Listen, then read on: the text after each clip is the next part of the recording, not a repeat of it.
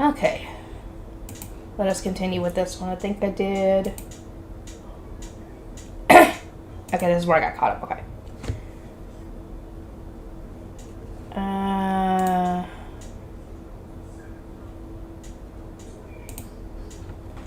I'm very glad to see you're safe, Wilfred. Captain Grotto, please allow me to apologize for the great inconvenience I have caused the Order. After finally being discharged by the doctor, Wolf had come straight to the office of his commanding officer. A red-eyed man as imposing and solid as a boulder gazed at him from the other side of the desk. This was Marquis Grotto Bartolone, captain of the Order of Beast Hunters. In spite of being near 50, he didn't merely command the Order, but still served actively on the battlefield. I hear you were taken to the medical office earlier. Were you wounded? No, sir. The dragon's blood has caused some inflammation in my eyes, that's all.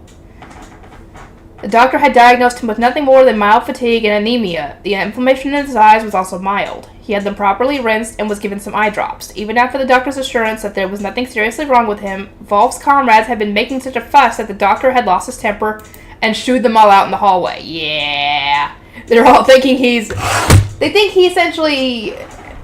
What I think is that he's got a crush on Dolly. But he doesn't realize it because he thinks Dolly is a man. Oh boy. That could be interesting. Take a seat. Let's hear your report, said the captain, nodding toward the other side of the room where there was an area for receiving guests. The two men sat down opposite each other on the comfortable sofa, separated by a polished black table. It was only the two of them in the spacious room. My report is as follows. After I was captured by the wyvern, I stabbed it with my sword in midair and fell into the trees. I then confirmed that the wyvern was dead. I spent the next 2 days running in the direction of the capital. When I reached the highway, I was aided by a civilian. He gave me a potion and food, then brought me to the capital by carriage. I sent word of my return from the castle's west gate, then entered the castle. You're a very fortunate young man. You are absolutely sure you killed the beast. Yes, sir. I checked twice. Grotto nodded in satisfaction. A wyvern, eh? That's a species of dragon. Putting aside that it caught you and carried you off, the fact remains that you felled it single-handedly. You've earned the right to the title of Dragon Slayer. Oh, yeah. But, sir, the other men wounded it first. I'm sure it only fell because it was weakened. In addition, I wasted 2 days of the Order's time by allowing myself to be captured. I'm willing to accept whatever punishment you deem fit. He'd only mentioned the possibility of a formal apology to Dahlia, but he knew that consequences could have been extremely grave if he had been unable to slay the wyvern and it had headed toward human habitations. Yeah, it would have been bad if it had gotten just wounded and gone and attacked people. He was sure he'd be in for a severe reprimand. However, Captain Grotto shook his head. If you're positive you've killed it, then there's no problem. On the contrary, with you being a dragon slayer now, I'd be happy to recommend you for the household troops. How about it? I must decline, sir. You're the only man I know who turned down an opportunity like that. If I'm recommended for the household troops, I may resign. Well, if that's how you feel, I don't intend to force you. Seeing the seriousness in the young man's face, Grotto gave a wry smile. He'd made the same suggestion once before when Wolf had slain a colossal beast, but the young knight had refused just the same. To be selected for the household troops was supposed to be the dream of every knight, but it seemed to be the last thing Wolf wanted. Now, I want you to tell me about when the wyvern snatched you up. Do you believe it was trying to use you as a shield? I couldn't say, sir, but if a beast were to do that, it'd be very effective. Neither the mages nor the archers would be able to attack, and they weren't able to. It's the first time we've seen something like this on a mission. The last thing we need is those overgrown lizards picking up new tricks. Yeah, definitely not. Grotto's expression was grim as he ran a hand through his thinning, dark gray hair. I will ask the men to attack regardless if I'm ever caught like that again. Don't be stupid. Would you have them shoot at me if I were caught? I won't allow it. What we need to do is train the men to slay the thing themselves if they're caught. Yes, sir. Forgive me. In his heart, Grotto sighed. Wolfred Scalfarato was a young knight too handsome for his own good. He joined the Order at 17 and immediately expressed his desire to join the Scarlet Armors. Within only half a year, his wish had been granted. He participated in many perilous battles before today, yet never once had he sustained any serious injuries. For the first few years, there were some who considered him a reckless fool, but not now. He held the highest respect of everyone in the Order, and many outside it, for his great skill and valor. Unusually for a noble, Wolf had no ability in offensive or restorative magic. His sole magical talent was for strengthening spells. Aided only by that, he faced the enemy again and again without fear. He charged into battle, he attacked, he evaded, and so on as many times as he needed to until the battle was won. If it would hasten their victory or draw danger away from his comrades, he wouldn't hesitate to risk his own life. It seemed like something beyond mere bravery at times, sheer recklessness, even an eagerness to die. Ooh, you might want to ask him that. Grotto's first impression with Wolf had been of a man overly keen for glory or perhaps harboring some fantasy of martyrdom. But after fighting at Wolf's side countless times, he knew that wasn't the case. This man had no appetite for bloodshed. He had no fear. He had no interest in glory. Wolf was purely single-mindedly committed to fulfilling the role he had been given. It was no more complicated than that. He thought nothing of fighting terrifying beasts because that was the order's purpose. He thought nothing of fighting in the vanguard as a decoy at the rear guard, the battle's most dangerous positions, because he was a scarlet armor.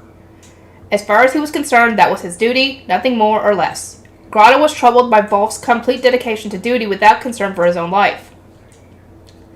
You're off duty until your eyes are completely healed. Take 6 days starting tomorrow. You can return once the doctor clears you. If they don't get better, then go to the temple. The order will cover the cost.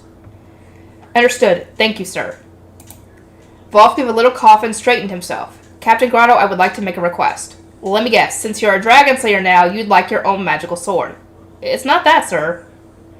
Magical swords were the only topic Wolf ever brought up at times like these. Grotto had shown his blade Ash Hand to Wolf any number of times. When Wolf had first entered the order, Grotto had warned the young man again and again that the blade would burn anyone other than himself. However, Wolf had been absolutely adamant about trying it and inevitably had come away with a nastily burned hand for his efforts. If you knew something about magical swords, Wolf would probably be happy to buy you drinks all night long. Today, however, it seemed he finally had something else to ask. The man who helped me in the forest seems to have been a merchant. I would like a letter of introduction for the Merchants Guild. I didn't have the opportunity to repay him for the potion he gave me. Did you forget to ask the name of his business? No, he told me he didn't need payment. He said to think of it as a show of gratitude for the order's work. I wanted to speak with him further, but then another carriage came up behind him. And he took off, did he? Might have had a good reason. At that, Wolf frowned slightly. What reason could there be? Could have been harvesting illegally, or he could have been a foreign spy for all we know. I don't know what he'd be doing out west of the forest. There's nothing there. He didn't seem like that sort of person. Of course, there's always the possibility that he didn't want his wife or daughter meeting you. I don't think that was it. Oh boy. Wait till they find out that Dahlia is a woman. Oh, that would make things even more weird. Sadly, the hesitation in Wolf's voice betrayed that it was a distinct possibility. Grotto had been half joking, but it seemed he hit unexpectedly close to the mark. This young man's looks drew glances wherever he went. He was not only tall and handsome, but also blessed with a rare combination of black hair and golden eyes. The others often teased him for hogging all the good looks, telling him not to be selfish and to leave stuff for everyone else.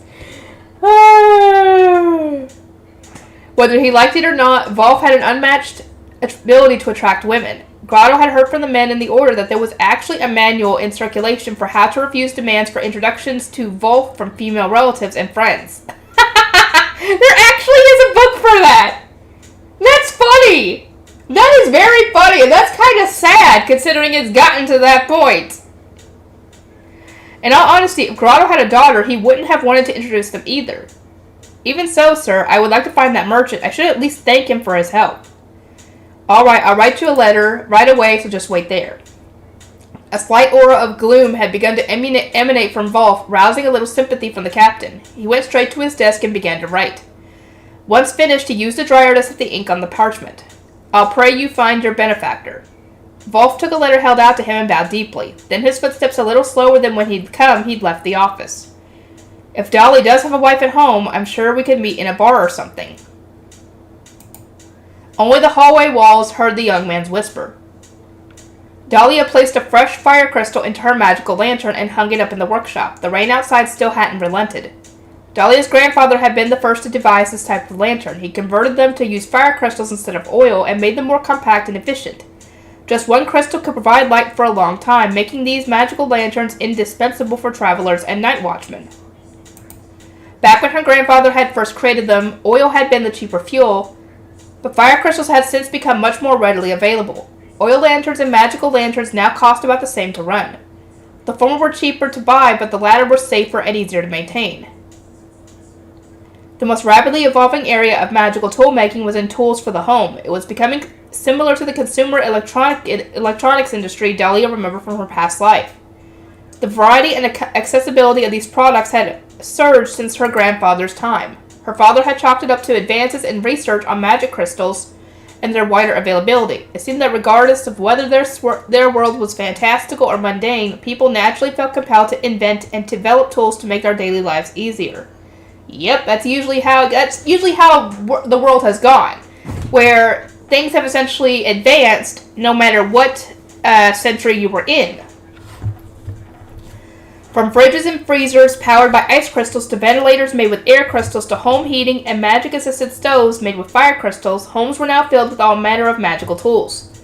As was to be expected in a world filled with magic, there was also some tools that had no equivalent in Dahlia's past life. For example, there were anti-eavesdropping devices often used by nobles, and there were tools used when battling monsters to prevent afflictions like petrification and confusion. She still had much to learn about how these functioned.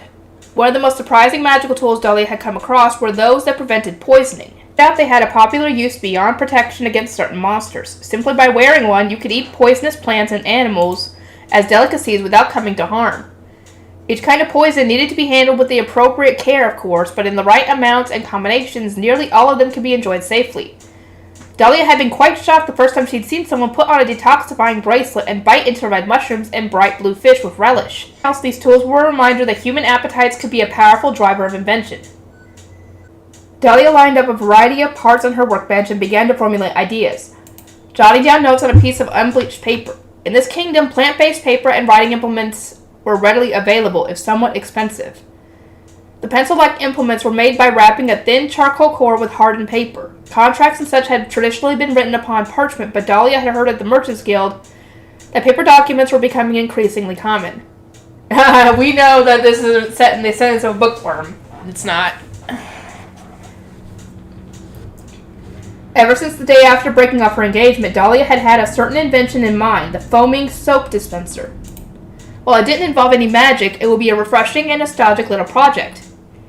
The main parts that made up the dispenser were the bottle, the upper part of the cap that pushed down, the lower part of the cap, and the pump mechanism inside it. Pushing the upper part of the cap down would exert pressure on the contents of the bottle, drawing the liquid up the pump's tube and through a fine mesh filter which would turn the liquid into foam before dispensing it.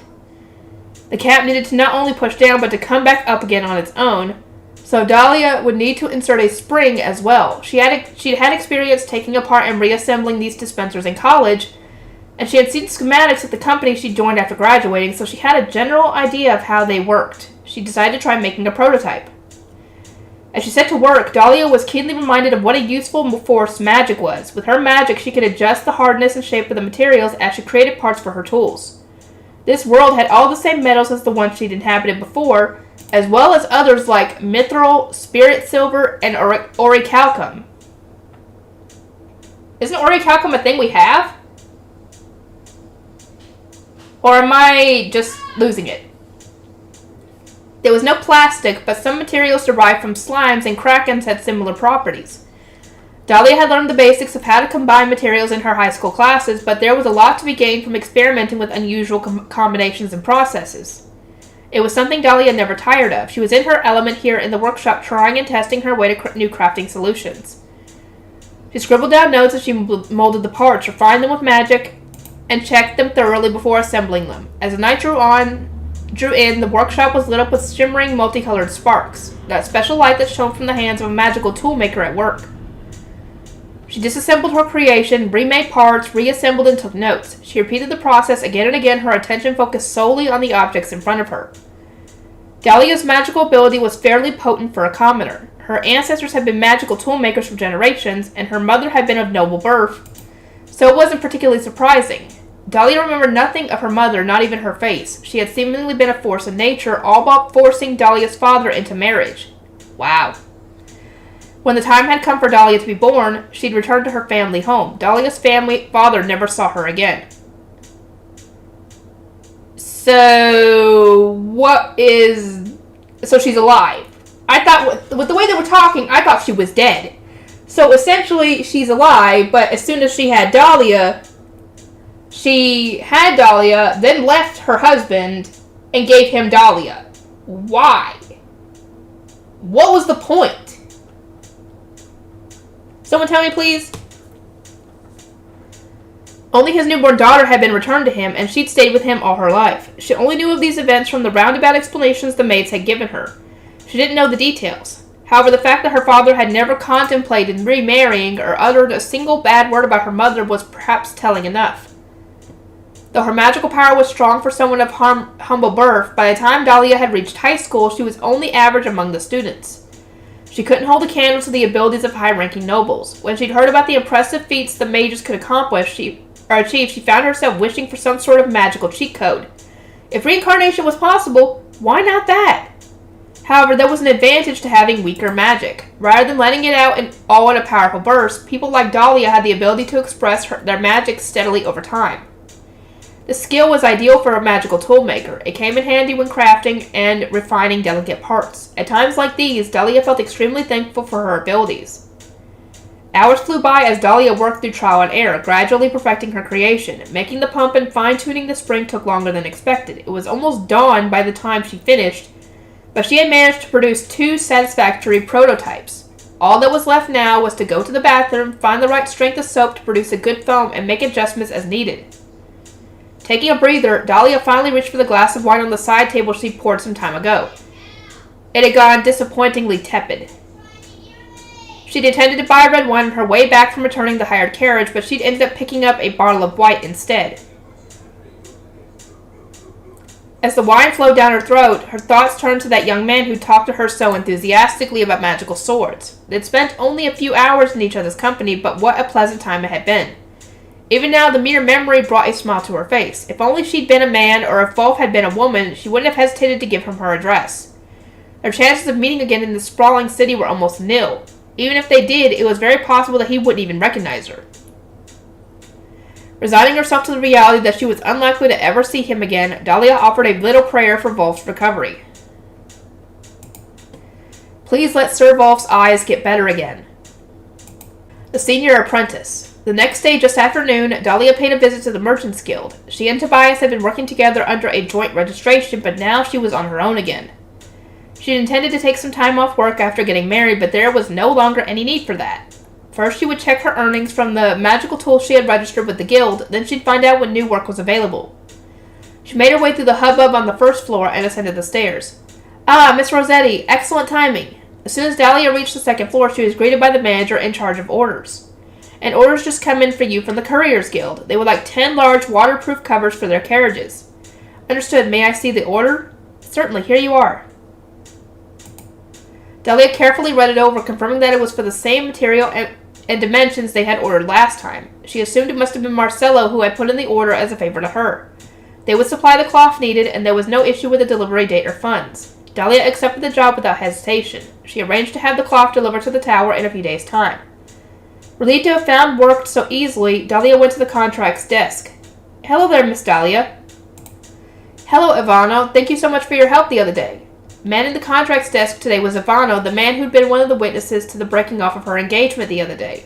He seemed relieved to see the cheerfulness in Dahlia's face, which he met with a smile. It was my pleasure. What can I do for you today? I'd like to check my earnings for the magical tools I have registered with the guild. Could I see the contracts, please? Certainly, I'll fetch them for you right away. Ivana briefly disappeared into the back offices, returning with a flat wooden box in his hands. The box contained all the contracts for the various magical tools both Dahlia and her father, Carlo, had registered with the guild. When a toolmaker registered their invention, it meant they would receive a set amount of profit from the item's sales, depending on how well it sold. While there were a number of differences, the system was similar to how patents had worked in Dahlia's previous world. The maker would receive royalties on the item for 7 years from the day of registration. Dahlia had registered her waterproof cloth when she was 18, so she would be earning profits from it until she was 25. The dryer that Dahlia and her father had created together had been registered 10 years ago, so the contract on it had already expired. Unfortunately, the minimum age to register an invention was 15, so Dahlia's name had never been on that contract to begin with. We have 2 contracts from your late father, and from you, we have the contracts for your waterproof cloth and raincoat. Here's the sum of your royalties. After examining the documents, Dahlia cocked her head. What about the compact magical stove I registered last month? I don't see it here. The magical stove. Oh, I apologize, it is missing. Must be a clerical error. I'll just go and check for you. Oh, don't tell me Tobias took that one. Ivano stood up with a clunk of his chair. Perhaps the contract had been put in the wrong box by mistake. Dahlia settled into her seat and was waiting patiently when she heard a commotion from the back.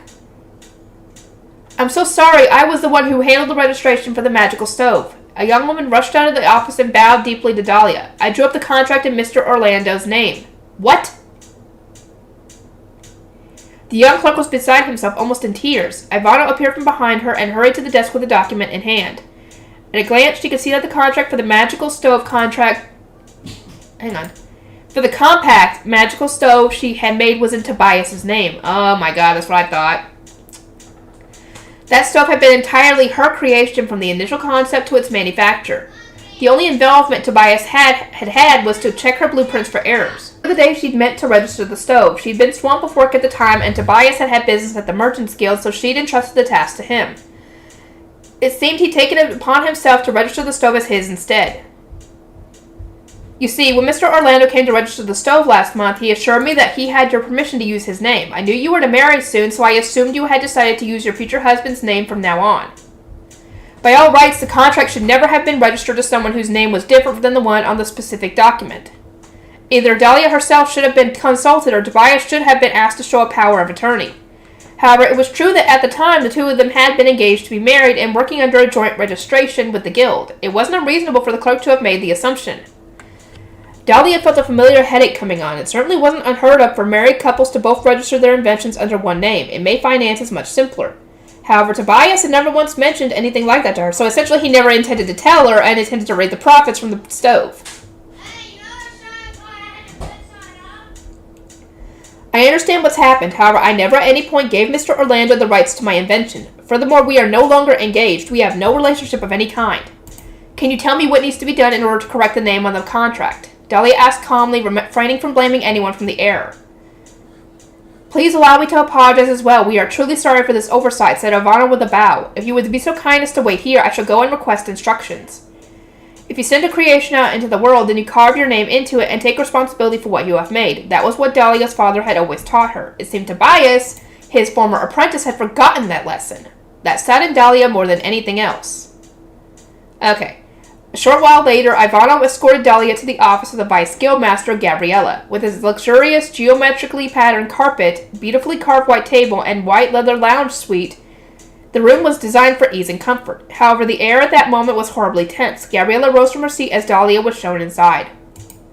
I've heard the whole story, she said. Dahlia Rossetti, in the Guildmaster's absence, I offer my sincerest apologies on behalf of the Merchants Guild. Gabriella bowed deeply and did not move from that position. Vice Guildmaster, please, there's no need for that, Dahlia insisted, flustered. Gabriella's gorgeous ivory white hair was almost brushing the surface of the table. Regardless, the woman did not move for several seconds. When she slowly straightened up at last, she let out a despondent sigh. I really can't apologize enough. I've never dreamed that we would put you in such a position. I shall certainly ensure this never happens again without the proper procedure. Gabriella beckoned for Dahlia and Ivano to join her and take a seat at the table. Ivano, already looking fatigued, laid out the documents and began to explain the next course of action. I have examined the documents related to the compact magic stove, and there is no question that the blueprints and specification documents are written entirely in your hand, Miss Dahlia. We also have the testimony of the staff member who accepted the registration. As such, we are in a position to immediately file an official objection against Mr. Orlando and correct the name on the contract. As a penalty, Mr. Orlando will be temporarily barred from entering into any contracts with the guild, and the staff member responsible for this error will be demoted for... As long as I can have the name corrected, that's enough, Dahlia interrupted. Ivano stared at her in disbelief. Are you sure? You're well within your rights to sue for fraud, you know, Gabriella added. Since this occurred while you were still engaged, there will no doubt be some dispute over who said what. However, if you'd like to pursue action, we'd be more than happy to appoint an attorney for you, and we will cover all expenses, of course. I appreciate your consideration, truly, but if I were to do that, it would mean the end of his career as a magical toolmaker. Indeed, were he fit to be found guilty of contract fraud, the Merchants Guild would certainly never deal with him again, Gabriella confirmed, slightly narrowing her dark blue eyes. You cannot still be fond of him, surely. As my former fiancé, no. Quite the opposite, in fact, but he was my senior apprentice. Tobias had begun his apprenticeship under Dahlia's father at age 19, immediately after graduating from college. When she first met Tobias, her father had introduced him as her senior apprentice. With a clock in one hand and a sheet of metal in the other, he awkwardly bowed to her. She remembered thinking it rather unfair that he should be called her senior. She'd been learning her father's craft since she was a little girl after all, but she had only officially become his apprentice 2 years after her college graduation, having spent time as an assistant to one of her professors. In that sense, Tobias was indeed her senior. If he were to cancel the contract voluntarily and then I registered the product, could Mr. Orlando and the staff member both be spared the penalties? I don't mind if the past month is deducted from the registration period. If that's what you wish, then we cannot object, Gabriella replied. Then I'll go and see Mr. Orlando right away and request that he cancel the contract. We can summon him here instead if you'd prefer, or I'd be happy to accompany you. Thank you, but I'll be fine on my own. That said, if things become complicated, I'll take your advice on how to proceed. Complicated, Alright then. Yeah, because either he's going to accept and cancel it, or he's going to put up a fight about it. I have a bad feeling it's going to be the former. I mean, not the former, the latter. It's going to be the latter. And then she's going to have to do fraud. Dahlia said her thanks and set off immediately, leaving Gabriella and Ivano standing side by side in silence as they watched her go. I don't believe she has any lingering fondness for him. Indeed, I wouldn't blame her if she wanted to punch him in the face, yet there she goes. Is that how things are between apprentices, the man mused. Gabriella smiled weakly. I don't think it's that. I'm not sure if she's aware of it, but the one she's trying to protect is probably Carlo. Her father? Yes, if his apprentice Tobias were to give up the craft or have his reputation tarnished, Carlo's good name might be tarnished too. Or perhaps it's just that he'd be disappointed. I think that's what's going through her head, even though she might not be conscious of it. I see, that does make sense in a way.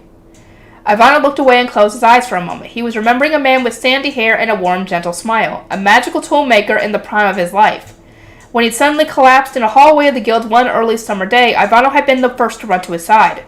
After only a few ragged gasps without even any final words, he had gone still before Ivano's eyes. By the time the doctor arrived, the man was already long gone, beyond the help of anyone.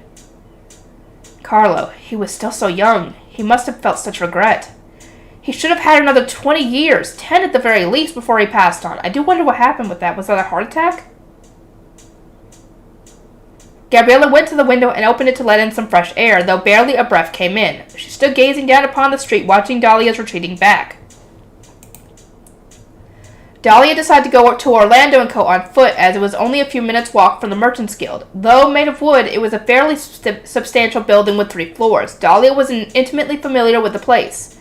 After the death of Tobias' father, she had come here often to help. Tobias sort through all the company's records and accounts.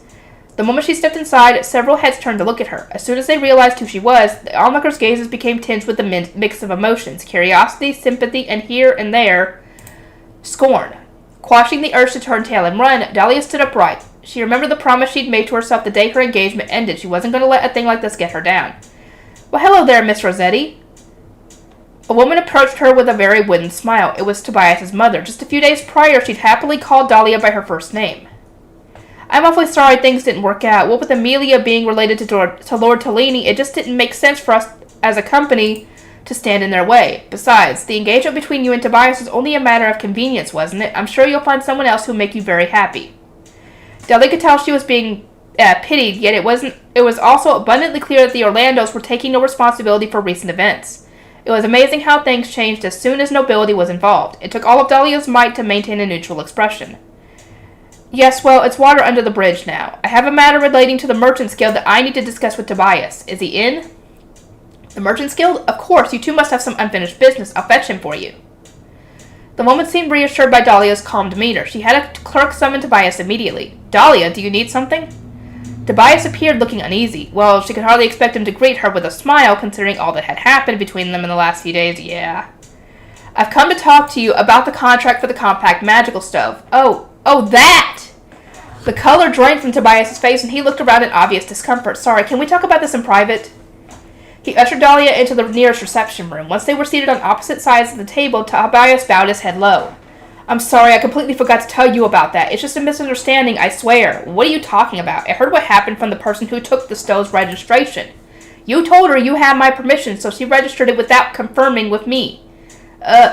It's because I planned for us to have our own company once we were married. I thought it'd be easier if we put everything under my name. You mean that once we were married, you intended to register everything I made under your own name? Yeah, so essentially taking credit for everything that she's made. Well, yes, we'll be working together as a company, so I thought we'd either use my name or both names on everything. Ever since the day they'd broken off their engagement, Dahlia had been exasperated with and bitterly disappointed in Tobias many times over. However, the cold fury she felt now was a first.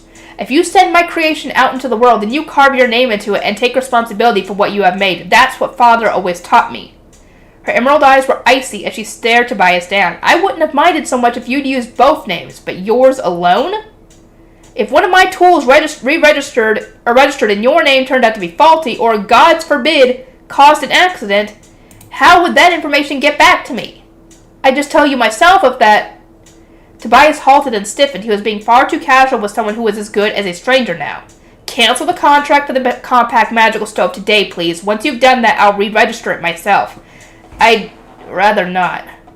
To do that would be admitting his own misdemeanor. His working relationship with the guild will be damaged. It's going to be damaged either way, dude. Either you do this and fix it, or you could be sued for fraud. And then your tool-making career is over. This all happened while we were still engaged. How about we say I had your permission, keep the contract as is, and I buy the rights to the stove from you. You can name your price. The company will buy it. No thank you. If you wait until an official objection from the guild, then there will be serious consequences. I've been told I'm also within my rights to sue for fraud if I wish. But you wouldn't do that, would you? Are you that bitter about the engagement after all? Dahlia dropped her gaze and sighed deeply. It's not about the engagement. What bothers me is a self-respecting toolmaker like yourself putting your name on something you didn't make. As your fellow apprentice, I'm disappointed in you. My fellow apprentice? Right, I see. That's all I ever was to you, right? Tobias looked away, his hands clasped tightly together. And there's nothing I can say to make you hand over the rights to the stove. Nothing whatsoever. Even if Orlando & Co. were to stop doing business with you. That's correct. Dahlia answered without a moment's hesitation. She had been prepared for that possibility from the start. She could find another supplier if she spoke to the Merchants Guild. They would be able to put her in touch with another trading company. If that didn't work out, she could concentrate her business with the client base she'd built up for the sale of her waterproof cloth. She could even switch to selling her services and processing raw materials. Her income might take a hit, but she was confident she could survive. If she was going to make it on her own as a magical tool maker, she couldn't shy away from this challenge. Besides, your new bride wouldn't want you to keep any ties with me, would she? Dahlia hadn't noticed her in the office, but she knew Tobias' new fiancé was here in this building somewhere. She sincerely hoped she wouldn't have to see them together. Dahlia, I expect you to resolve this matter at the Merchants Guild by the end of the day. With that, Dahlia stood up from her chair. Her vivid red hair swished around her shoulders as she turned on her heel, leaving Tobias stunned as he stared after her. He could barely believe this was the same Dahlia he'd always known. Oh, what you gonna do, little boy? You gonna do what she says, or you gonna risk getting sued for fraud and having your career end? Left alone in the silent room, Tobias slumped in his chair. Why had it turned out like this? He knew he was the one at fault, but this all felt like too much. Dahlia was the daughter of Carlo, the man who'd been his master in magical tool-making. He and Dahlia had first met in the workshop at the Green Tower. Carlo had introduced Tobias as his apprentice, and Dahlia had timidly bowed to him. She'd struck him as a very subdued-looking woman, plain if you were to be less kind. They'd only really begun to talk when she started working on her waterproof cloth. She'd been drying slimes all over the roof and in the garden. Clouds of slime powder had filled the air, making him cough. He'd fondly watched over her as her senior apprentice while she threw herself into her research with almost childlike enthusiasm. Back then, when Dahlia was only in her teens, she registered her waterproof cloth and raincoat with the Merchants Guild and gained her first contracts. At the time, Tobias still hadn't gotten a single one, and suddenly the role of senior apprentice began to weigh that bit more heavily on him. Their engagement came about not due to mutual affection, but at the urging of their fathers. When Carlo first approached him with the proposal, he'd accepted with little hesitation. If he was honest, it may have been the prospect of becoming Carlo's successor rather than Dahlia's husband that attracted him more. It was only when they'd stood together as a couple that he noticed Dahlia's height. You're awfully tall, aren't you? He commented, letting his discomfort slip out. She hadn't replied. After they became engaged, whenever he wanted Dahlia to do something, she almost always would. She would question him about a request from time to time, but she never once pushed back. It seemed Dahlia respected him as her senior and would be the kind of wife to follow him one step behind, quietly supporting him. Then came the sudden death of his father following followed a year later by Carlos. After his father had passed away, Dahlia had often come to help with the day-to-day business at Orlando & Co. Even when Carlo passed as well, Dahlia had soldiered on without any kind of complaint. At some point during all this, Tobias found himself becoming irritated with her. He kept asking more of her. He told her to dull down her wardrobe. He told her not to drink more than 2 glasses of wine. Whatever he asked, she did it. That was why he was convinced that she'd agreed to whatever he had done with the contract, even if she only found out after the fact. Thinking back, Dahlia had never asked anything of him or imposed upon him in any way. There was a simple explanation. All along, she thought of him only as her senior apprentice, nothing more. She'd become engaged to him only because her father, their master, had said she should. She would probably have agreed to it no matter who he'd been. In fairness, he would probably have agreed to marry Carlos' daughter regardless of what she'd been like too. Amelia had changed everything. This petite young woman had just appeared at the company one day. She had light honey-colored hair and light brown eyes. She made mistakes now and then, but she always worked her hardest. Goodness, a magical toolmaker? That's amazing! He couldn't forget the way Amelia's eyes had sparkled when he'd first spoken to her. She was the daughter of a nobleman and his mistress. Ooh. Her parents had been forbidden to marry and forcibly separated. Due to her mother's ill health, Amelia had been forced to quit high school to care for her. Since her mother's death, she'd been scraping by on her own. She'd been looking forward to learning the ropes and doing her best at the job she'd said. Before Tobias knew it, he was smitten. He wanted to support her like an older brother and give her advice wherever he could. There was something Amelia happened to say in conversation just a few days before Tobias was to register his marriage to Dahlia. I've always lived in rented rooms. I've never even seen inside a family home before. Tobias invited her to live in the new house on the spot. Then the young woman burst into tears and confessed that she was in love with him. And in the end, Tobias found himself proposing to her. It was wrong of him, he understood that. And yet, no matter how many times he thought back on it, he couldn't imagine himself doing anything different. Amelia was the only one to whom his heart belonged. He had been sitting in the empty room deep in thought for some time when there was a timid knock at the door. He invited whoever it was to come in. The door opened and the young woman who'd starred in his reflections crept hesitantly in the room. Disturb you. Oh, Amelia, they told you to stay in the back until Dahlia left, did they? Amelia had just happened to be out of the room when Dahlia had arrived. It appears she'd been ushered away and told to stay out of sight.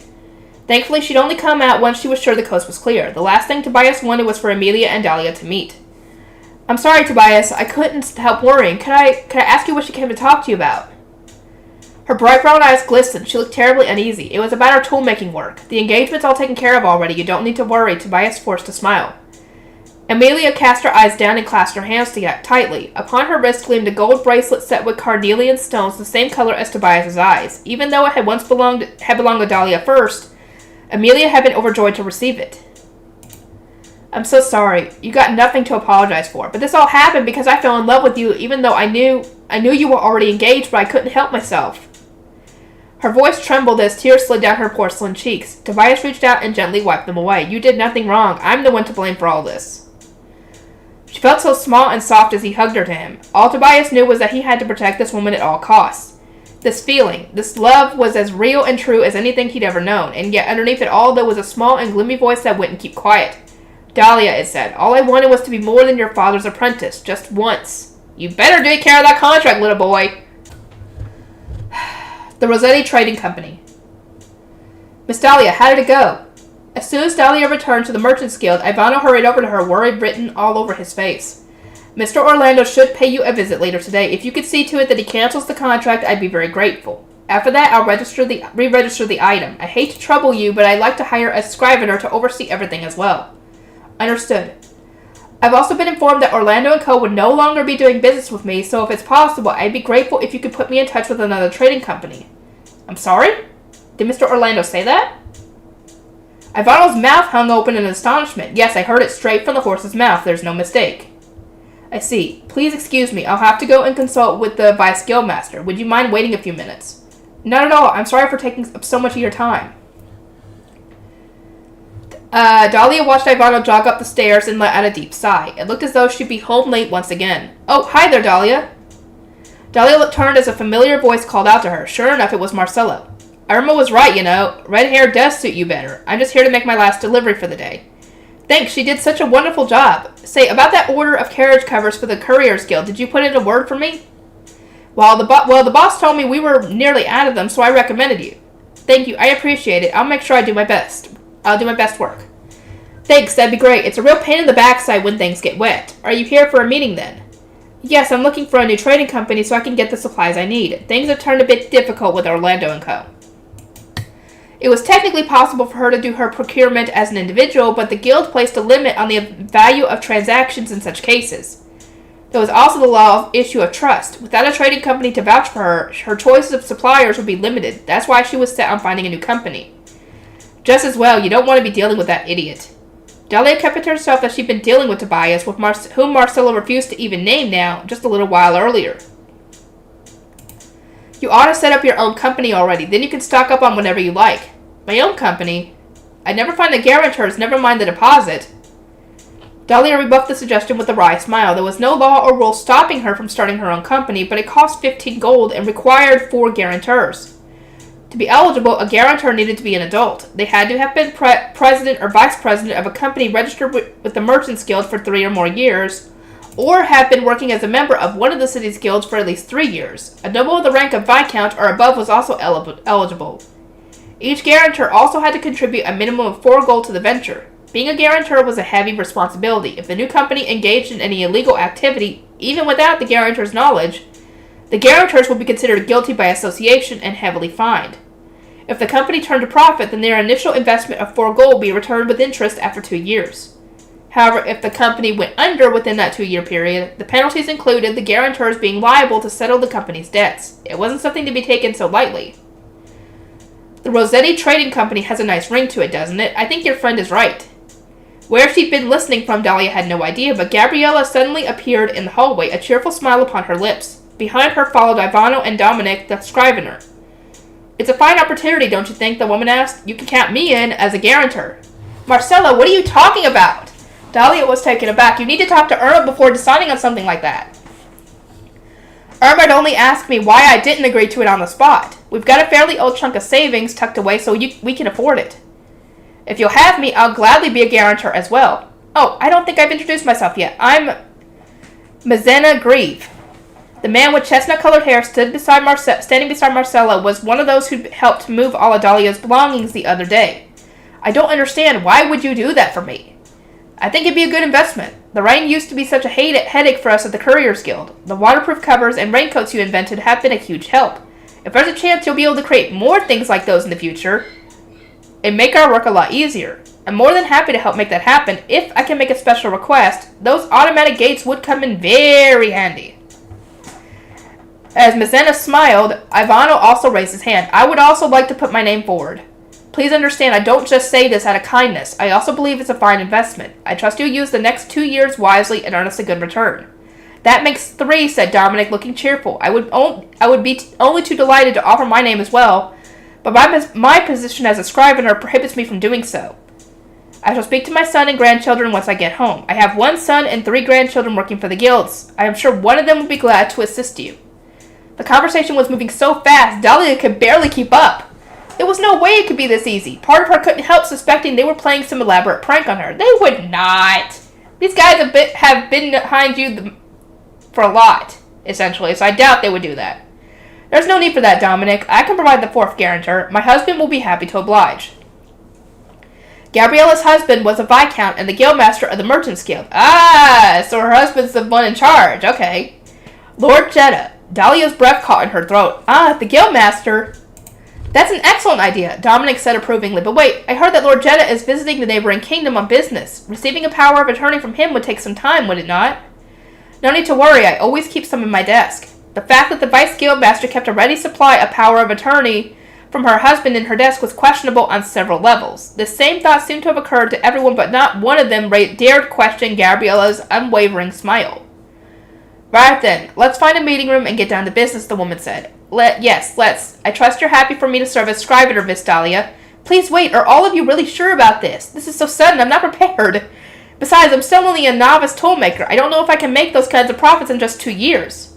Now, what kind of nonsense is that? You've proved yourself the day you invented that waterproof cloth. If it's more research funds you need, we can always add more guarantors. I know I'd find plenty of folks at the Couriers Guild who'd be willing to invest in the inventor of that cloth. I'm sure we could find some more guarantors right here, said Ivano. I'll go and ask around right now if you like. No, don't, I beg you. Dahlia could barely keep pace with the conversation as it was much and more, and her stomach wouldn't be able to handle it either. The money you pay to the guild will act as your deposit, Gabriella explained. If you need more, you're free to use the money invested by the garroters as you see fit. We'll register the Green Tower as your place of work. There are 8 documents and all that we'll need to sort out, but if there's anything you don't understand, you can ask me or any of the other staff at the guild anytime. Just say the word Dahlia and it shall all be done. Gabriella cast Marcelo and Ivano an expectant look as she finished. Think about it, Dahlia. This could be your chance to get your hands on all those materials you've been wanting to try. You know, like fire dragon and wind dragon scales and sea serpent skin. I heard that a griffin was slain in the neighboring kingdom the other day. We may get some materials from that coming in. Goods are flowing in abundance lately. I think we can expect our suppliers to offer more rare items. Dahlia knew these materials they were speaking of weren't easily obtained and cost a pretty penny when it came up for sale.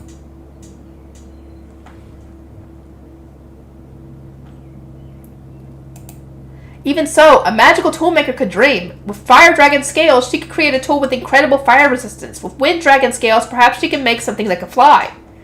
She'd heard that sea serpent skin could manipulate the flow of water. She craved to test it out for herself. As for griffins, she'd only ever dreamed of getting her hands on the precious materials from one of those. Even a scrap would do, just enough for her to investigate and discover its properties. As Dahlia thought of all the other mystical materials she'd never even seen with her own eyes, her craftswoman's heart fluttered. To the meeting room then, said Gabriella with a satisfied smile. Let's get the ink on that contract. Yes, let's go. What was the toolmaker to do? In the end, the siren song of these rare and exotic materials proved too strong to resist. Okay, I'm gonna keep going for a little bit longer. The next day found Dahlia back at the Merchants Guild once again. The chance to obtain rare and exotic materials she'd only dreamed of until now had been simply too enticing to resist, and she was faced with founding her very own trading company. Tobias hadn't arrived while she was at the guild yesterday, so re-registering the compact magical stove she'd invented had to wait until today. If Tobias still hadn't come, then the guild might take the matter into its own hands. A little quicker than usual, Dahlia trotted up the stairs to the guild's second floor. There she was greeted by Ivano. Good morning, Miss Dahlia. I have good news. Mr. Orlando arrived yesterday, and we canceled the contract for your stove. He said, wasting no time on small talk. Thank God. He must have realized the matter had been weighing on her mind. Thank you, Ivano. That's a relief. Okay, whatever. I'll bring the documents you'll need for the re-registration. Dominic will be in this afternoon, so we should be able to complete it today. Perfect. I'll leave it in your hands. The re-registration process was simple and didn't require much paperwork. Dominic the scrivener would only need to confirm that Dahlia's name was written correctly upon the contract, and then he would drop a certificate. There was no need for Dahlia to be present. Tobias would keep his reputation as a magical toolmaker intact and not be subject to any penalties. That said, there was no telling what kind of rumors might circulate around the guild. As Dahlia was checking through the documents, a group of 5 or 6 men filed into one of the meeting rooms adjacent to the office. It seemed to be a meeting between some dealers in the textile business. One of them had been held up, so they began to chatter among themselves. You know what I just heard downstairs? One of the Orlando boys took up with another woman the day before his wedding. And, of course, the rumors are circulating. The men would never have guessed that the subject of their gossip was sitting in the corner of the office next door, just within earshot. Much as she'd like to have stuck her fingers in her ears, she didn't want to draw attention to herself. She focused on maintaining an indifferent expression, casually flipping through the pages in her hands. One of the Orlandos? Oh, Tobias? The one who does the waterproof cloth? I thought he'd tied the knot already. He was engaged to Carlos's daughter, Tanya, was it? Well, he was Carlos' apprentice at the time, not like he could have refused. I heard his new girl works the reception desk at his company. I saw her once. Sweet little thing. You've got a feel for Tanya, though, eh? Would have never have happened if Carlo were still around. Rumors certainly had a way of twisting things. Tobias made that cloth, did he? And her name was Tanya now? Dahlia suppressed the urge to interject, keeping her thoughts to herself. She was doing her best to maintain her cool, but her fingers were gripping the paper in her hands tighter and tighter. Those silly old birds do twitter on, don't they? Dahlia felt a pat on her shoulder, looking up to see Gabriella. The Vice Guildmaster wore a lavender dress today, accented with lace. In her ivory white hair sparkled a silver barrette set with blue stones. As always, she looked strikingly elegant. If you aren't busy, could I borrow you for a little while? Of course, Dahlia replied, but don't you have work? No, it's my day off. I'm only here because I have nothing else to do. My husband's away, you see. Was the woman just being kind to her? Or did she perhaps want to talk about the new company? Dahlia wasn't sure, but she quickly assented regardless. As they stepped outside, she saw there was a carriage already there waiting for them. Now, Dahlia, what do you say to a few lessons in being a chairwoman? Chairwoman? But I'm the only person in the company. Precisely. All the more reason to make sure you're taken seriously. We need to get you looking the part. The woman smiled with the look of a cat that had just spied its prey. Uh-oh. Okay, I think I'm going to end this one off here. I'll see you guys in the next video.